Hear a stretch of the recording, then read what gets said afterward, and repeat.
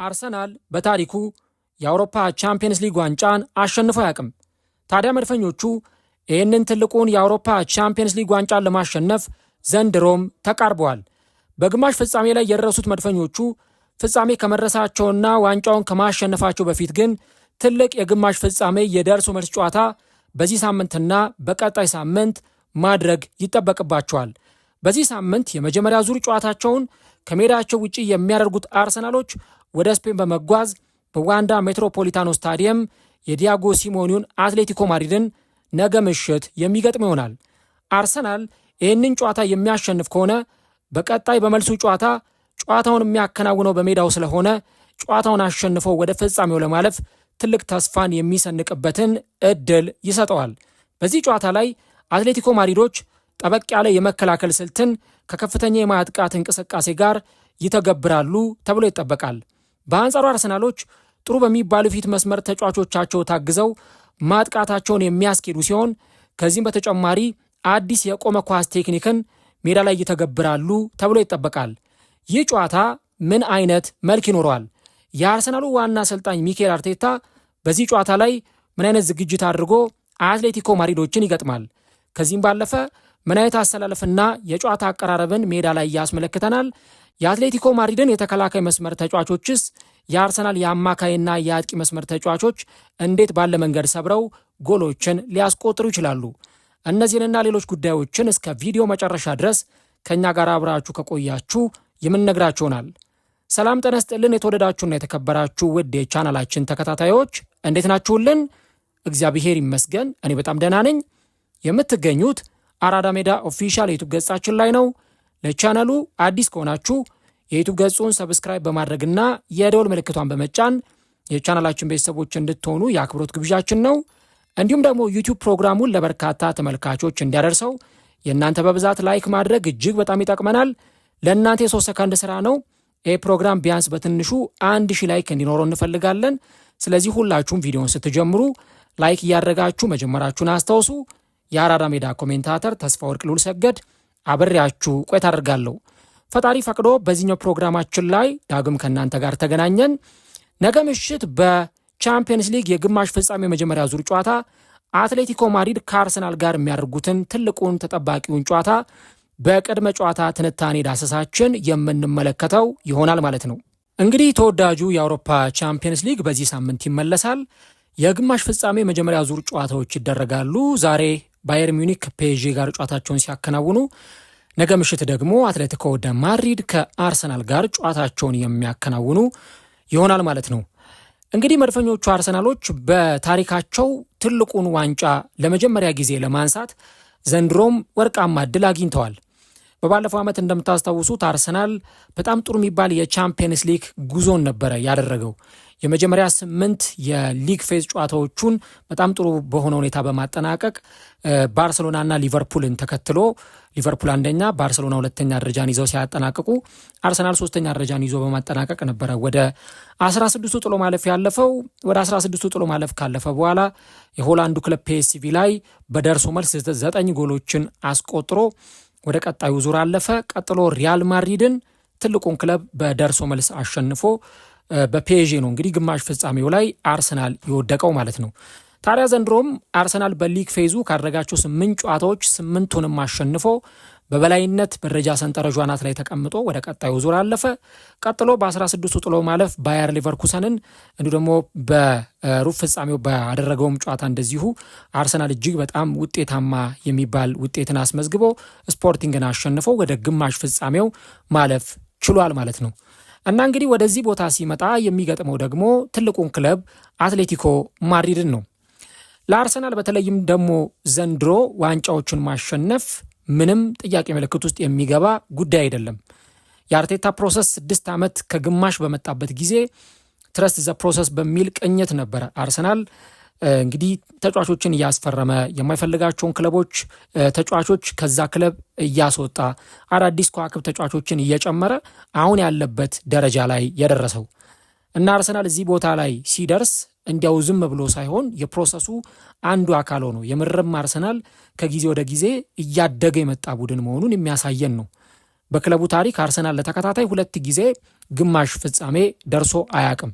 አምናና ዘንድሮ ነው ያንን ነገር ሲያደርገው የተመለከት ነው። ስለዚህ አርሰናል የምርም የእንግሊዝ ብቻም ሳይሆን የአውሮፓም በጣም ታላቅ የሆነ ክለብ መሆኑን እያስመሰከረ ይገኛል።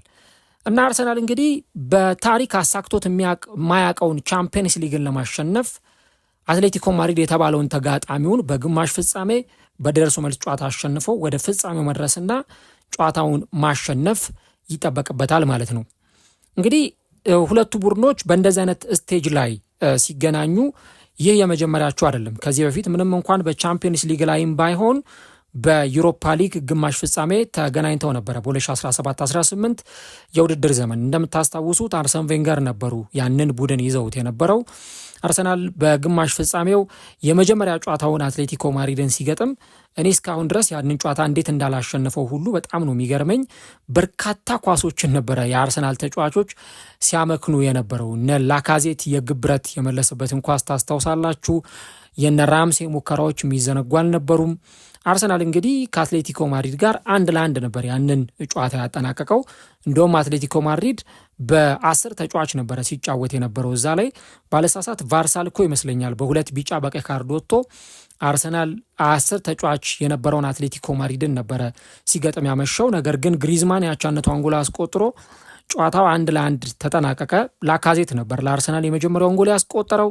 ከዛ በኋላ በመልሱ ወደ ዋንዳ ሜትሮፖሊታኖ ሲሄዱ ዲዮጎ ኮስታ ባስቆጠራት ብቸኛ ጎል አትሌቲኮ ማድሪድ አርሰናልን ጥሎ ወደ ፍጻሜው ያለፈበትንና ዋንጫውን ያነሳበትን የውድድር ዓመት እናስታውሳለን። ከዛ በኋላ እንግዲህ ሁለቱ ቡድኖች ዘንድሮ በቻምፒየንስ ሊግ የሊግ ፌዝ ላይ ተገናኝተው ነበረ ኤምሬትስ ስታዲየም ላይ። አርሰናል 4-0 በሆነ ውጤት አትሌቲኮ ማድሪድን እንዳሸነፈ እናስታውሳለን። ከረፍት መልስ ነው 4ቱም ጎሎች የተቆጠሩት። አርሰናል እነዚህን ጎሎች ለማስቆጠር 13-14 ደቂቃ ብቻ ነበረ የፈጀበት። ማጋሌሽ በግንባር ገጭቶ የመጀመሪያውን ጎል አስቆጠረ፣ ከሴት ፒስ ወይም ከቅጣት ምት የተሻገረውን ኳስ። ቀጥሎ ደግሞ በአርሰናል በኩል እንደዚሁ ሌላ ሁለተኛ ጎል ተመለከትን። መድፈኞቹ አርሰናሎች ሁለተኛውን ጎል አስቆጥረዋል በማርቲኔሊ አማካኝነት። ከዛ በኋላ በተከታታይ ሁለቱን ጎሎች ደግሞ ያስቆጠረው ቪክተር ዮኬሬስ ነበር እና አርሰናል 4-0 በሆነ ውጤት አትሌቲኮ ማድሪድን አሸንፎ ያንን የሊግ ፌዝ ጨዋታውን እንዳጠናቀቀ እናስታውሳለን። አሁን ግን ምናልባት እንደዚህ አይነት ጨዋታ ላናይ እንችላለን፣ ወይም እንደዚህ በጣም በሰፊ ጎል ልዩነት የሚጠናቀቅ ጨዋታ ላናይ እንችላለን። አንደኛ ቦታውን ስንመለከት፣ ውድድሩ የሚደረግበት ቦታውን ስናይ አርሰናል ከሜዳው ውጪ ነው ያንን ጨዋታ የሚያደርገው። ጨዋታው የሚደረገው በአትሌቲኮ ማድሪድ ስታዲየም ነው። ስለዚህ የደጋፊው ድባብ አለ፣ ሆም አድቫንቴጅ አለ ለአትሌቲኮ ማድሪድ። ያንን ማንሳት ያስፈልጋል። ሁለተኛ ያ ሊግ ፌዝ ላይ የተደረገ ጨዋታና ግማሽ ፍጻሜ ላይ የሚደረግ ጨዋታ በጣም የስሜት ልዩነት ያመጣል። ለዚህ ደግሞ ማሳያው ባለፈው ዓመት አርሰናል ከፔዤ ጋር ያደረጉትን ጨዋታ ማስታወስ በቂ ነው። አምና አርሰናል ከፔዤ ጋር ተጫውቶ ነበረ በሊግ ፌዝ ላይ። ታዲያ አርሰናል ፔዤን በቡካዮ ሳካና በካይ ሃቨርትዝ ጎሎች አማካኝነት 2-0 አሸንፎ እንደነበር ይታወሳል። ከዛ በኋላ ግን ግማሽ ፍጻሜ ላይም ሲገናኙ አርሰናል ፔዤ ልክ እንደዛኛው ጊዜ ሁሉ ያሸንፋል ተብሎ ቢጠበቅም በመጀመሪያውም ዙር ጨዋታ ኤምሬትስ ላይ፣ ቀጥሎ በተደረገውም አርሰናል ከሜዳ ውጭ ባደረገው የመልስ ጨዋታም በደርሶ መልስ አርሰናል ተሸንፏል። የመጀመሪያውን 1-0፣ ቀጥሎ ያለውን 2-1 ተሸንፎ በድምር ውጤት 3-1 ነው አርሰናል ከቻምፒየንስ ሊግ ውድድር ውጭ ሆነው። ስለዚህ አርቴታና ተጫዋቾቹ ከአምናው የፔዤ ከገጠማቸው ሁኔታ ትምህርት መውሰዳቸው የማይቀር ነው። ለምን አትሌቲኮ ማድሪድን 4-0 ከወራት በፊት አሸንፈውታል ማለት አሁን ግማሽ ፍጻሜ ላይም ሲገናኙ እንደዛ የቀለለ አይነት ሁኔታ ላይፈጠር ይችላል እና አርሰናሎች የተለየ ትምህርት የሚወስዱበት ጨዋታ ይሆናል ማለት ነው። አንድ ሀሳብ ከጨዋታው በፊት ሲሰነዘር ነበረ። ሁለት በጣም የሚከላከሉ ቡድኖች ወይም ይሄ በሌላ አጠራር ሀራም ፉትቦል የሚጫወቱ ቡድኖች እርስ በርስ ተገናኙ የሚሉ ሀሳቦች በተለያዩ የእግር ኳስ ቤተሰቦች በኩል ሲነሳ ነበረ። አትሌቲኮ ማድሪድ ያው ይታወቃል፣ በተለይ ኤልቹሎ ዲዮጎ ሲሞኔ ይህንን ቡድን ከተረከበው በኋላ በጣም ጥብቅ መከላከል ያለው በአመታት ውስጥ ጠንካራ መከላከልን የሚተገብር ቡድን ሰርቶ አስመልክቶናል። ይህን ሁላችንም እናውቃለን። አሁንም ቢሆን ዲዮጎ ሲሞኔ በመከላከሉ ረገድ በጣም ጥሩ አፕሮች ወይም የጌም አቀራረብ ካላቸው አሰልጣኞች መካከል ተጠቃሹ ነው። እንግዲህ አትሌቲኮ ማድሪድ እንደዚህ ከተከላከለ አርሰናልም ደግሞ በተለይ በዚህ ዓመት በጣም የሚከላከል የሚስብ እግር ኳስ ማይጫወት እየተባለ አርሰናል የሚታማ ቡድን ነው። ስለዚህ ሁለት እንደዚህ አይነት የማይስብ እግር ኳስ የሚጫወቱ ቡድኖች የሚያደርጉት ጨዋታ ነው የሚሉ በርካታ አይነት ሁኔታዎችን ስንመለከት ነበር። ለእኔ ግን እንደ ግማሽ ፍጻሜነቱ የምናየው ጨዋታ ይሆናል ብዬ አስባለሁ። ያው ጨዋታውን ሊቀይሩ የሚችሉ ሞመንቶች ወይም ጨዋታውን ሊቀይሩ የሚችሉ ብዙ አይነት ሁኔታዎች ይኖራሉ። የመጀመሪያ ዙር ጨዋታ ደግሞ ከምንም ነገር በላይ የቀጣዩን ወደ ፍጻሜ የሚያልፈውን ቡድን ወይም ደግሞ ወደ ቀጣዩ ዙር የሚያልፈውን ቡድን የሚያሳውቅ መሆኑ የሚያጠራጥር አይደለም። ለምሳሌ አርሰናል በ16ቱ ጥሎ ማለፍ ባየር ሊቨርኩሰንን ጥሎ ሲያልፍ የመጀመሪያው ጨዋታ 1-1 ነበረ የተጠናቀቀው። የመጀመሪያው ጨዋታ 1-1 ተጠናቆ የመልሱ ጨዋታ ላይ ጎል ይፈልጉ ነበረ። ሁለቱም ጥሩ እንቅስቃሴ ያሳየው ቡድን ግን አርሰናል ስለነበር በኤዜ ጎል አማካኝነት አርሰናል ጨዋታውን አሸንፎ ወደ ቀጣዩ ዙር አልፏል። ተጨማሪ ጎልም በዴክላን ራይስ አማካኝነት አርሰናል አስቆጥሮ ነበር። የባለፈው የስፖርቲንጉ ጨዋታ ላይ ግን ካያችሁት አርሰናል በካይ ሃቨርትዝ አማካኝነት አንድ ጎል ከሜዳ ውጭ አስቆጥሮ ስለመጣ ሁለተኛው የኤምሬትሱን ጨዋታ ሲያደርግ ያችን አንድ ጎል በማስጠበቅ እቅድ ውስጥ ነበረ ወደ ሜዳ የገባው። ስለዚህ አሁን እንኳን እንደ በፊቱ ይሄ ከሜዳ ውጭ የሚባል ነገር ማተር አያደርግም። አሁን ከሜዳ ውጭ ያስቆጠረ ከሜዳ ውጭ የገባበት የሚለው ነገር ብዙም ሚዛን የሚደፋ አይደለም። ምክንያቱም ከእግር ኳስ ሕግ የወጣ ነገር ነው። ስለዚህ አርሰናል ከሜዳ ውጭ 1-1 ቢያጠናቅቅ 2-2 ቢያጠናቅቅ ነገር ግን ደግሞ በዚህ ውድድር ላይ ምንም የሚፈጥረው ፋይዳ አይኖርም። ግን አርሰናል ለምሳሌ ይህንን ጨዋታ 1-0 በሆነ ውጤት ቢያሸንፍ ወይ 2-1 በሆነ ውጤት አሸንፎ ጨዋታውን ቢያጠናቅቅ በቀጣይ በመልሱ ለሚኖረው ጉዞ እጅግ በጣም የተለየ ግብአት ለአርሰናል ሊሆንለት ይችላል ተብሎ ይጠበቃልና በተለይ ደግሞ አርሰናል እዚህ ጨዋታ ላይ ጎል ለማስቆጠር ሊጫወት እንደሚችል ሁላችንም ይህን ነገር ማሰብ ይጠበቅብናል። አትሌቲኮ ማድሪድም በተመሳሳይ እንደዚሁ ጥሩ የፊት መስመር ተጫዋቾች አሉት።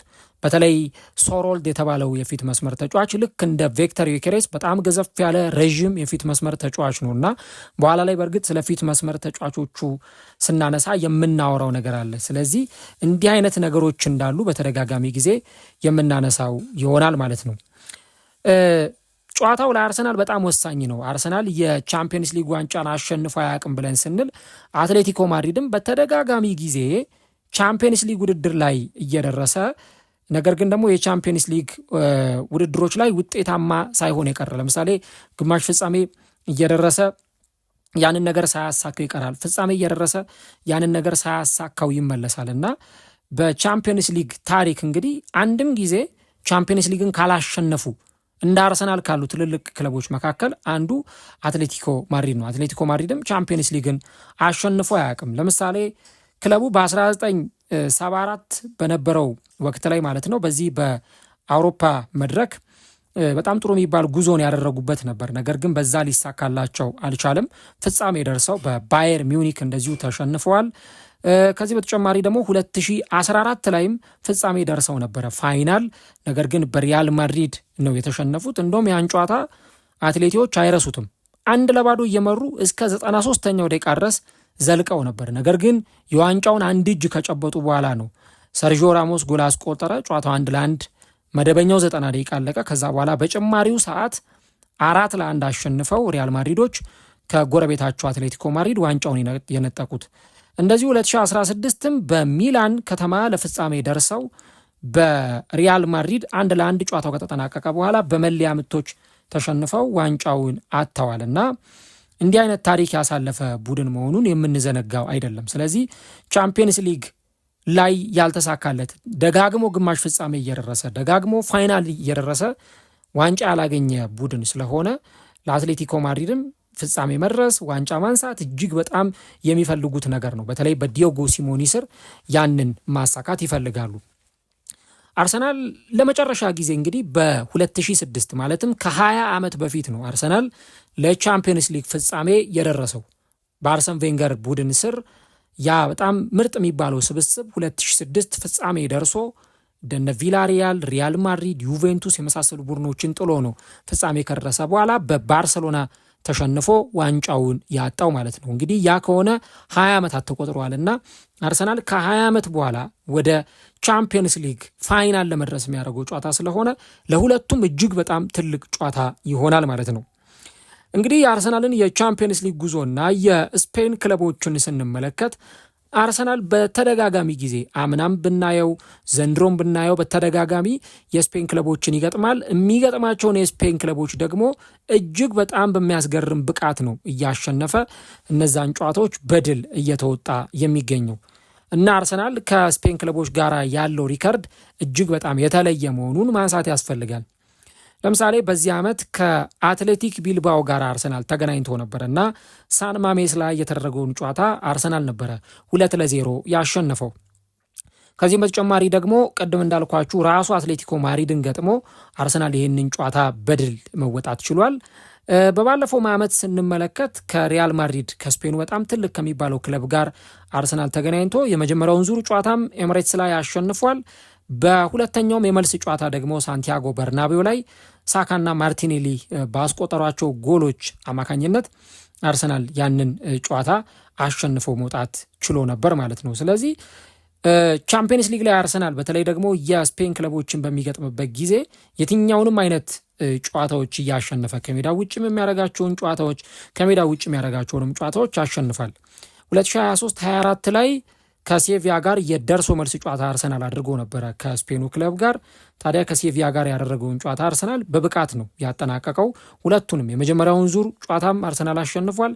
ሁለተኛውንም ዙር ጨዋታ አርሰናል በተመሳሳይ አሸንፏል እና 6-7 ጨዋታዎችን በተከታታይ ከስፔን ክለቦች ጋር አርሰናል በሚያደርግበት ጊዜ እነዚህ የሚያደርጋቸውን ጨዋታዎች በድል የሚወጣ ክለብ ነው። አምናም እንደዚሁ ዢሮናን ገጥሞ ነበር አርሰናል ከሜዳ ውጪ ዢሮናንም 2-1 አርሰናል አሸንፏል እና ከስፔን ክለቦች ጋር በጣም ጠንካራ የሆነ የማሸነፍ ሪከርድ ያለው ቡድን በመሆኑ ምክንያት በዚህም ጨዋታ ላይ አርሰናል የ56% የማሸነፍ ቅድመ ግምት ተሰጥቶታል ማለት ነው። እንግዲህ እስካሁን በአውሮፓ ቻምፒየንስ ሊግ ያልተሸነፈው ብቸኛው ክለብ አርሰናል ነው። ባየር ሚዩኒክ ተሸንፈዋል፣ ፒኤስጂ ተሸንፈዋል፣ ትልልቆቹ እነ ሪያል ማድሪድ፣ ማንቸስተር ሲቲ፣ ባርሴሎና ሁሉ ተሸንፈዋል። ቻምፒየንስ ሊግ ላይ ግን አንድም ጨዋታ እስካሁን ድረስ ያልተሸነፈው አርሰናል ነው እና ያንን አይሸነፊነቱን ለማስቀጠል አርሰናል የሚያከናውነው ጨዋታ ይሆናል ማለት ነው። ከዚህ በተጨማሪ ግን በተለይ ደግሞ አትሌቲኮ ማድሪድም ስንመለከተው በጣም ጥሩ የሆነ ሪከርድ አለው። 15 ጊዜ በሁለት ዙር ጨዋታዎች ከእንግሊዝ ክለቦች ጋር ካደረጋቸው ፍልሚያዎች መካከል 11ዱን አትሌቲኮ ማድሪድ አሸንፏል። ስለዚህ እንደዚህ አይነት የደርሶ መልስ ጨዋታዎች ላይ በጣም ትልቅ ልምድ ያለው ያንን ደግሞ ልምዱን መጠቀም የሚችል ቡድን እንደሆነ አሳይቷል እና ይህ ጨዋታ ለአርሰናሎችም ቀላል እንደማይሆን በዚሁ ማንሳት ያስፈልጋል ማለት ነው። እንግዲህ በወቅቱ አርሰናል ለፕሪሚየር ሊግ እየተፎካከረ የሚገኝ ቡድን ስለሆነ የዋንጫ ጉዞዎቹ ላይ መከፋፈል አለ። አንድ ሳምንት ለቻምፒየንስ ሊግ ትኩረት ይሰጣል፣ በሳምንቱ መጨረሻ ደግሞ ለፕሪሚየር ሊግ ትኩረት ይሰጣል። አርሰናሎች በሳምንቱ መጨረሻ እጅግ አድካሚ ከነበረው ከኒውካስል ዩናይትድ ጨዋታ ጋር ነው ሲፋለሙ የቆዩት እና ሙሉ 90 ደቂቃ በጣም ብዙ ጉልበት ያስወጣቸው በጣም አስጨናቂ የነበረ አርሰናል የፕሪሚየር ሊጉን ዋንጫ ለማንሳት ደግሞ የሚያስፈልገው ጨዋታም ስለነበር ከፍተኛ ትኩረታቸውን እዛ ጨዋታ ላይ አድርገዋል። አሁን ያን ጨዋታ ከጨረሱ በኋላ ደግሞ እንደገና ወደዚህ ጨዋታ ይመጣሉ ማለት ነው። ለአርሰናል በተለይ ደግሞ በዚህ በቻምፒየንስ ሊጉ መድረክ በጣም በመከላከሉ ረገድ ጠንካራ የሚባለው ምናልባት እንደው ማጋነንም አይሆንም የዚህ የቻምፒየንስ ሊጉ ጠንካራ መከላከል ያለው ቡድን አርሰናል መሆኑን በዚህ በአውሮፓ ቻምፒየንስ ሊግ ባደረጋቸው ጨዋታዎች በደንብ ማየትና መገንዘብ ይቻላል። ዘንድሮ አርሰናል ቻምፒየንስ ሊግ ላይ የተቆጠሩበትን ጎሎች ስናነሳ ኢቭን ዳቪድ ራያም በቻምፒየንስ ሊጉ በርካታ ክሊንሺቶች ይዞ የወጣ ግብ ጠባቂ ያደርገዋል። ዘንድሮ አርሰናል ባደረጋቸው ጨዋታዎች ከባየር ሚዩኒክ ጋር ሲጫወት 1 ጎል ገብቶበታል። ከኢንተር ሚላን ጋር 1 ጎል ተቆጥሮበታል። ከካይራት አልማቲ ጋር 2 ጎል ተቆጥሯል። እሱንም ኬፓ በተሰለፈበት ጨዋታ ማለት ነው። በባየር ሊቨርኩሰን ላይ 1 ጎል ተቆጥሮበታል። በአጠቃላይ አርሰናል 5 ጎሎች ነው በዘንድሮ የአውሮፓ ቻምፒየንስ ሊግ ውድድር ላይ የተቆጠረበት። በ8 የሊግ ፌዝ ጨዋታ ቀጥሎ በተደረጉት 2 የ16ቱ ጥሎ ማለፍ ጨዋታዎች ቀጥሎ በተደረገው ደግሞ 2 ተጨማሪ ጨዋታ ከስፖርቲንግ ጋር በተደረገው ጨዋታ ማለት ነው አርሰናል የተቆጠረበት በ12 ጨዋታ 5 ጎል ብቻ ነውና አርሰናል በመከላከሉ ረገድ እጅግ በጣም ጠንካራ ቡድን ነው። በተለይ እነ ማጋሌሽና እነ ሳሊባ ያላቸው ጥምረት ከጊዜ ወደ ጊዜ የሁለቱ ተጫዋቾች የተናበቡ መምጣት ከዛ ደግሞ በፉልባክነት ሚና ላይ ፒየሮ ሂንካፔ እየተወጣ የሚገኘው አስገራሚ ሚና የአርሰናልን መከላከል የበለጠ ጠንካራ እያደረገው መጥቷል። የቡድኑ ግብ ጠባቂ ደግሞ በጣም አስገራሚ ጊዜን እያሳለፈ የሚገኘው ዳቪድ ራያ መሆኑን እናነሳለን። ስለዚህ የነዚህ ተጫዋቾች ጥሩ መሆን በተለይ በነገው ጨዋታ ላይም ለአርሰናል ጎሎች እንዳይቆጠሩበት ሙከራዎችን የሚያከሽፍ ቡድን እንዲሆን አርሰናል በነዚህ በሚያረጋቸው የሁለት የደርሶ መልስ ጨዋታዎች ላይ የመከላከሉ ሚናም እጅግ በጣም ጠንካራ እንደሚሆን ይጠበቃልና በተለይ በነገው ጨዋታ ላይ አርሰናል ከሜዳው ውጭ ጨዋታውን እንደማድረጉ መጠን ከሜዳው ውጭ የሚቆጠሩ ጎሎችን አቮይድ ማድረግ ይፈልጋል። በቃ በተቻለ መጠን ጎል እንዳይቆጠርበት አድርጎ መውጣት ይፈልጋል። ቢቻል ጎል ማስቆጠር 1-0 2-0 ጨዋታውን አሸንፎ መምጣት የኤሚሬትሱን ስራ በተወሰነ መንገድ እንዳይከብደው ጫና እንዳይኖረው ያደርጋል።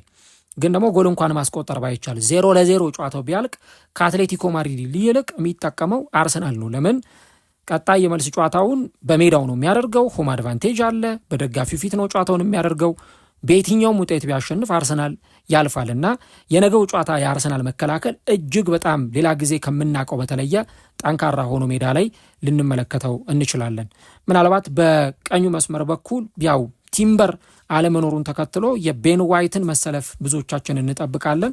ምናልባት ይሄ ነው እንደ ዊክ ሊንክ ብለን የምንጠቅሰው እንጂ ያ ካልሆነ በስተቀረ ግን የአርሰናል መከላከል እጅግ በጣም ሶሊድ እና በባለፉት ዓመታትም እንደተመለከትነው የአርሰናልን መከላከል የበለጠ ጠንካራ እያደረገው የመጣ ጉዳይ መሆኑን እናነሳለን።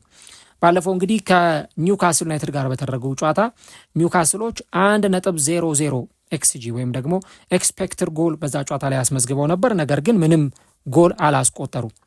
ዳቪድ ራያ ኢላማቸውን የጠበቁ ኳሶችን ሲያወጣ ነበረ። የተሞከሩባቸው ሙከራዎች ወደ ጎልነት አልተቀየሩም እና ይሄ በተለይም ደግሞ ለአርሰናል የነገውን ጨዋታ ሲያከናውኑ መከላከላቸው እጅግ በጣም ጠንካራ ሆኖ ሊቀርቡ እንደሚችሉ አንዱ የምናነሳው ጉዳይ ይሆናል ማለት ነው። እንግዲህ አርሰናል የነገውን ጨዋታ ለማሸነፍ ምን ነገሮችን ማድረግ አለበት? አትሌቲ ምን አይነት ጠንካራ ጎን አለው፣ ምን አይነት ደግሞ ደካማ ጎን አለው የሚለውን እንመለከታለን። እንግዲህ አትሌቲኮ ማድሪዶች በተለይም ደግሞ ጎል ማስቆጠርም ይችላሉ፣ ጎልም ደግሞ ይቆጠርባቸዋል። ያንን ዘንድሮ በደንብ ተመልክተናል። አንዱ ለአትሌቲ ጥሩ ነገሩ እንግዲህ ጉዳት ላይ እንደነበረ የሚታወሰው በጣም የቡድኑ አንጋፋ ተጫዋች ያኖ ብላክ ከጉዳቱ አገግመው እየተመለከትነው እንገኛለን እና በጣም ጠንካራ የሚባል ግብ ጠባቂ ነው። ቅድም በነገርኳችሁ የግማሽ ፍጻሜ ጨዋታ በዩሮፓ ሊግ አርሰናል በአትሌቲኮ ማድሪድ በደርሶ መልስ ሲሸነፍ በተለይ የኤሚሬትሱ ጨዋታ 1-1 ሲጠናቀቅ በርካታ ኳሶችን ያወጣ ግብ ጠባቂ ነውና በጣም አንጋፋ ልምድ ያለው 33 ዓመቱ ላይ የሚገኝ ስሎቬኒያዊ ግብ ጠባቂ ነው። ስለዚህ ነገ ዳቪድ ራያን ብቻ ሳይሆን ሌላ በጣም ጥሩ ኳሊቲ ያለውን ግብ ጠባቂ ያን ኦብላክን እንመለከታለን ማለት ነው። ከዚህ በተጨማሪ ግን የቡድኑ ደግሞ አንደኛው ነገሩ በተለይ መከላከል ላይ ያለው ስብጥር ብዙ ጎል የማይቆጠርበት ቡድን ነው ልንል አንችልም። ለምሳሌ በቅርብ ጨዋታዎች በኤልቼ 3-2 ተሸንፏል። በሪያል ሶሴዳድ በመለያ ምቶች ተሸንፎ በኮፓ ዴል ሬ ፍጻሜ ዋንጫውን ያጣ ቡድን መሆኑን ተመልክተናል። ሌላው ደግሞ በሪያል ማድሪድም 3-2 የተሸነፈ ቡድን መሆኑን እናነሳለን እና ጎል የማይቆጠርበት ዲፌንስ ነው አንልም።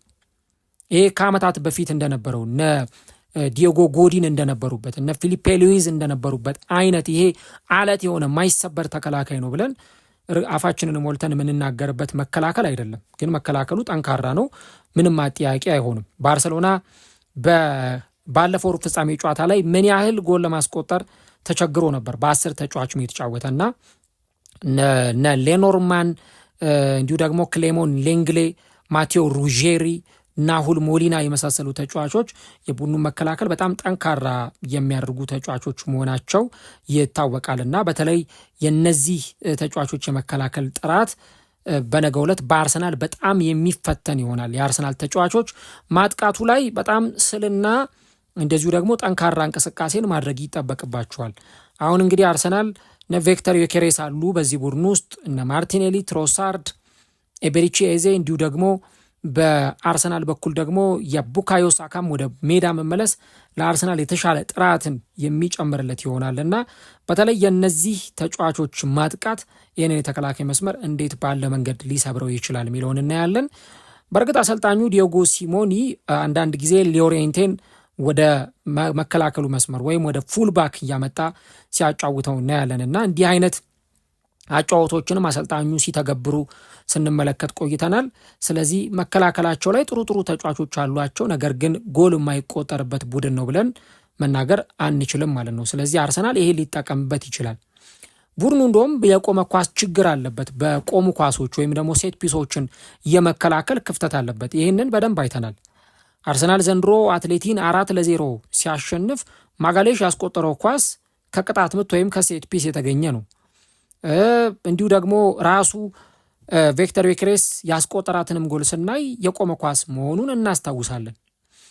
ባለፈው በተደረገው ጨዋታ ላይ በተለይም ደግሞ በጣም የሚገርም ፉክክር የተመለከትንበት ጨዋታ ነበረ አትሌቲዎች ያደረጉትና ከአትሌቲክ ቢልባኦ ጋር በተደረገውም ጨዋታ ላይ ከኤልቼ ጋር በተደረገው ጨዋታ የቡድኑን የቆመ ኳስ ክፍተቶች ስንመለከት ነበርና የቆመ ኳስ አይቆጠርበትም ብለን የምንተማመንበት አይነት ቡድን አይደለም። ስለዚህ አርሰናል ነገ ሴት ፒሱ ላይ በጣም ጠንካራ የሆነ የቆመ ኳስ አቀራረብ ይዞ ወደ ሜዳ መቅረቡ አይቀርም። ጥሩ ጥሩ ተጫዋቾች አሉት አርሰናል።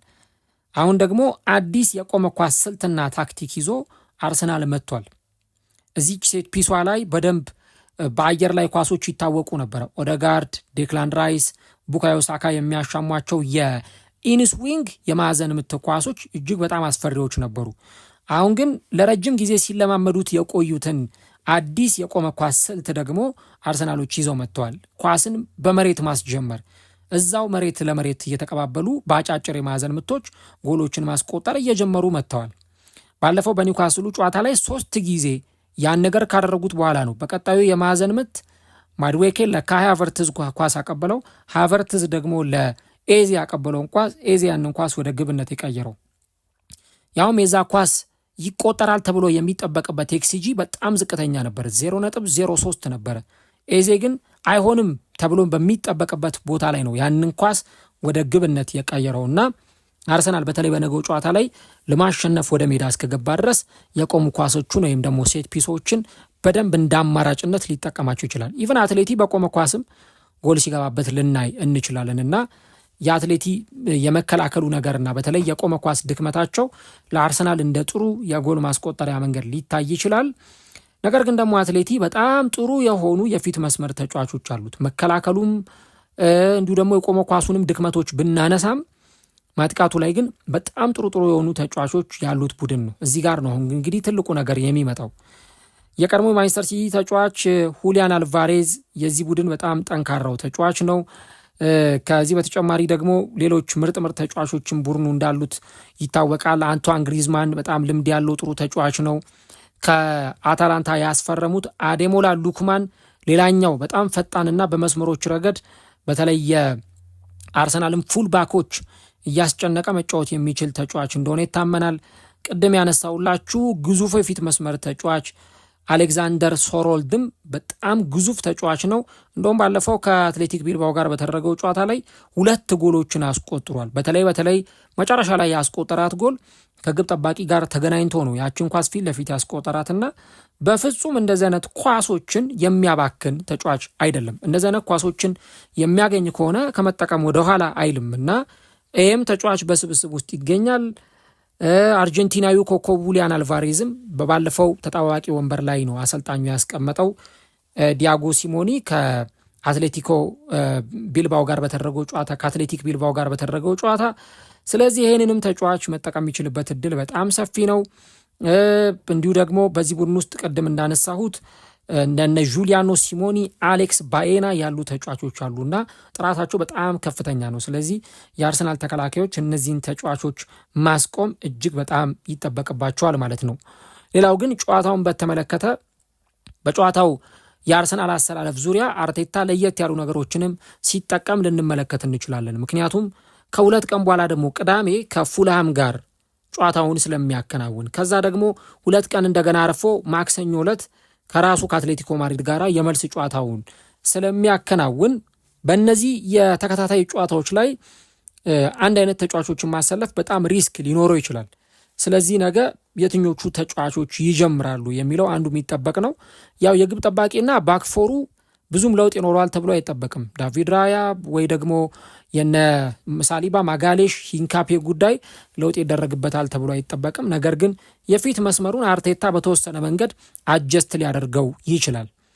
ለምሳሌ የነገው ጨዋታ ላይ አንዱ የምንመለከተው ነገር ምናልባት በግራ መስመር አርቴታ ለየት ያለ አቀራረብ ይዞ ሊመጣ ይችላል። በቅርብ 2 ወይ 3 ጨዋታዎች ኤቤሪቼዜን ሲጠቀም ነበር። አሁን ግን ለየት ብሎ ደግሞ ከዛ በተቃራኒ ትሮሳርድን ወይም ማርቲኔሊ ሊጠቀም ይችላል። ማርቲኔሊ ዘንድሮ ቻምፒየንስ ሊግ ላይ በጣም ጥሩ ውጤታማነትን እያሳየ ይገኛል።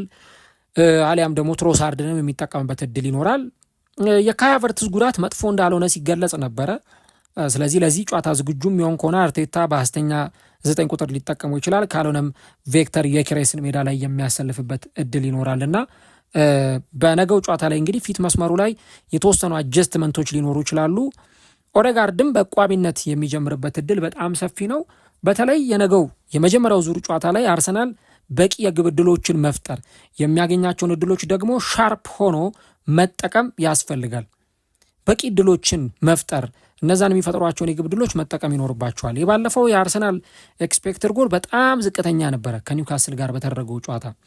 ነገር ግን ደግሞ ይህ የግማሽ ፍጻሜ ጨዋታ መሆኑን ተከትሎ ወደ ፍጻሜ ለማለፍ የግድ ጎሎችን ማስቆጠር ያስፈልጋል። አርሰናል ጎሎችን ማግኘት አለበት። ስለዚህ እነዚህን ጎሎች ደግሞ ለማግኘት የግድ የግብ እድሎች መፈጠር አለባቸው። ቅድም ባነሳውላችሁ በቆመ ኳስ አሊያም ደግሞ በኦፕን ፕሌይ ወይም በክፍት ጨዋታ አርሰናል በሚታማበት የክፍት ጨዋታ መንገድም እድሎችን መፍጠር ይጠበቅበታል እና በተለይ የነገው ጨዋታ በጣም የሚጠበቀው በዚህ መንገድ ነው። የመሃል ሜዳው ባትል የነገው ጨዋታ ሌላው የሚጠበቅ ጉዳይ ይመስለኛል። እነ ኮኬ ያሉበት የመሃል ሜዳ ክፍል ከነ ዙብሜንዲ፣ ዴክላን ራይስ፣ ኦደጋርድ ካሉበት የመሃል ሜዳ ክፍል ጋር ነው የሚፋጠጠውና ያው እንደምታውቁት በስፔን ላሊጋ ተጫውቶ ያሳለፈ ተጫዋች ስለሆነ የስፔን ክለቦች ምን አይነት ሁኔታ አላቸው የሚለውን ዙብሜንዲ በደንብ ያውቀዋል በሪያል ሶሴዳድ ለአመታት ስለተጫወተ። ስለዚህ የነገውም ጨዋታ ላይ አንዱ የመሃል ሜዳው ፍልሚያ እነ ዴክላን ራይስ ከነ ኮኬ ከነ ጁሊያኖ ሲሞኒ ጋር የሚኖራቸው የመሃል ሜዳ ባትልና ፍልሚያ የሚጠበቅ ነው የሚሆነው። ምናልባት ግምታዊ አሰላለፉ ምን ሊመስል ይችላል የሚለውን ስንመለከት በአትሌቲኮ ማድሪድ በኩል ያኖ ብላክ የቡድኑ ግብ ጠባቂ ይሆናል ተብሎ ይጠበቃል። ናሁል ሞሊና፣ ፑቢል እንዲሁ ደግሞ ሌን ኖርማን፣ ማቴዎ ሩጄሪ የተከላካይ መስመሩን ይመሩታል ተብሎ ይጠበቃል። ሊዮሬንቴ ኮኬ የአማካይ መስመር ላይ በዋነኝነት የምናያቸው ተጫዋቾች ናቸው። ጁሊያኖ ሲሞኒ፣ አሌክስ ባኤና ከአጥቂ ጀርባ ይሰለፋሉ። እንዲሁ ደግሞ አንቷን ግሪዝማን እና ሁሊያን አልቫሬዝ የፊት መስመሩን ይመሩታል ተብሎ የሚጠበቁ ተጫዋቾች ናቸው። በአርቴታው አርሰናል በኩል ዳቪድ ራያ፣ ቤን ዋይት፣ ማጋሌሽ፣ ሳሊባ፣ ዴክላን ራይስ፣ ኦደጋርድ፣ ዙብሜንዲ፣ ሳካ፣ ዮኬሬስ እና ምናልባት ማርቲኔሊን አርቴታ በቋሚነት ሊያስጀምር ይችላል ተብሎ ይጠበቃልና እንግዲህ በሁለቱ ቡድኖች በኩል ይህንን ግምታዊ አሰላለፍ ልናይ እንችላለን። እንግዲህ በየካምፖቻቸው ጥያቄ ቀርቦላቸው ነበረ ለተጫዋቾቹም ለአሰልጣኞቹም እና ምላሻቸውን ሰጥተዋል። የአትሌቲኮ ማድሪዱ አሰልጣኝ ዲዮጎ ሲሞኒ ወደ ግማሽ ፍጻሜ ስንደርስ በቡድናችን ትልቅ እምነትን በራስ መተማመንን እየገነባን ነው እና ያለንን ጥንካሬና ድክመት እናውቃለን። በራስ መተማመናችንም በጣም ከፍተኛ ነው እና አርሰናልን ለመግጠም ዝግጁ ነን። ለአመታት ቼስ ስናረገው ስንፈልገው የነበረውን የቻምፒየንስ ሊግ ዋንጫ ለማሸነፍ ዝግጁ ነን የሚል አስተያየታቸውን ዲያጎ ሲሞኒ ሰጥተዋል ማለት ነው። የአርሰናሉ አሰልጣኝ አርቴታ በበኩሉ ይሄ በጣም ትልቅ እድል ነው ብሏል። በተከታታይ ዓመታት ለግማሽ ፍጻሜ መድረስ እና በታሪካችንም ለመጀመሪያ ጊዜ ነው ከ140 ዓመታት በኋላ የነዚህ 4 የመጨረሻ ቡድኖች አካል መሆን በጣም እድለኝነትም ጭምር ነው። በጣም የተለየ ነው እና ደግሞ ወደ ዋንጫው ለማለፍ ትልቅ የቤት ስራ ይጠብቀናል የሚል ሀሳብ ሰጥቷል ማለት ነው። በአንጻሩ የአትሌቲኮ ማድሪዱ ተጫዋች አንቷን ግሪዝማን የሚገጥመን ቡድን የትኛውም ቡድን ይሁን እኛ ግድ አይሰጠንም የሚል ሀሳብ ሰጥቷል እና ባርሰሎናም እኛ ጋራ ከባድ ተጋጣሚ ነበረ፣ ነገር ግን ያንን ጨዋታ አሸንፈን ወጥተናል። ጨዋታው ትግል ነበረው፣ ነገር ግን እኛንን ወደ ግማሽ ፍጻሜው ያለፍነው። ስለዚህ የትኛውን ቡድን ወደኛ ቢመጣ ብዙም አንሸበርም የሚል አስተያየቱን ነው የሰጠው። ከዚህ በተጨማሪ ደግሞ የቡድኑ የመሃል ሜዳ ተጫዋች ዴክላን ራይስ ከአትሌቲ ጋር በዚህ ዓመት አንዴ ተጫውተናል እና በጣም ጥሩ ምሽት ነበር ያሳለፍነው እና ምን እንደሚጠበቅ እናውቃለን። ስለዚህ በመጨረሻዎቹ ሳምንታት ማድረግ የሚጠበቁብንን ነገሮች እናደርጋለን የሚል አስተያየት ሰጥቷል። እና እንግዲህ የአውሮፓ እግር ኳስ ማህበር ወይም ዩኤፋ በይፋዊ ድረገጹ ላይ ነው እነዚህን አስተያየቶች ይዞ የወጣው። ዛሬ ሁለቱም አሰልጣኞች ጋዜጣዊ መግለጫ ስለሚሰጡ በዚህ ጋዜጣዊ መግለጫ ላይ ምን አሉ፣ እነማን ወደ ሜዳ ይገባሉ፣ እነማንስ ደግሞ ከጨዋታ ውጭ ናቸው የሚለውን ነገር የምንናቅና የምናውቅና የምንረዳው ይሆናል ማለት ነው። እንግዲህ ለሁለቱም ቡድኖች ቻምፒየንስ ሊግ አሸንፈው ለማያውቁ ሁለት ቡድኖች የሚደረግ ትልቅ ጨዋታ ነውና እንግዲህ ከፍጻሜ በፊት ይህንን የቤት ስራ መወጣት ይጠበቅባቸዋል ሁለቱም ወደ ፍጻሜው ለማለፍ። ስለዚህ የእንግሊዙ ክለብ አርሰናል ብቸኛው የእንግሊዝ ተወካይ ሆኖ ይህንን ጨዋታ ከሜዳ ውጭ ያከናውናል። አርሰናል የሁለትዮሽ ዋንጫ ጉዞውን ነገ አስቀጥሎ አትሌቲኮ ማድሪድን ያሸንፋል ወይስ አትሌቲኮ ማድሪድ በሜዳው የበላይነትን ይወስዳል? ነገ እንግዲህ የምንመለከተው ጨዋታ ይሆናል። ፈጣሪ ቢፈቅድ የዛሬ ምሽቱን ጨዋታ ለእናንተ በቀጥታ ስርጭት የምናስመለክታችሁ ይሆናል። ማን ያሸንፋል? ላይክ እያደረጋችሁ እንዲሁም ቻናሉን ሰብስክራይብ በማድረግ ግምቶቻችሁ እንድታስቀምጡልን የአክብሮት ግብዣችን ነው።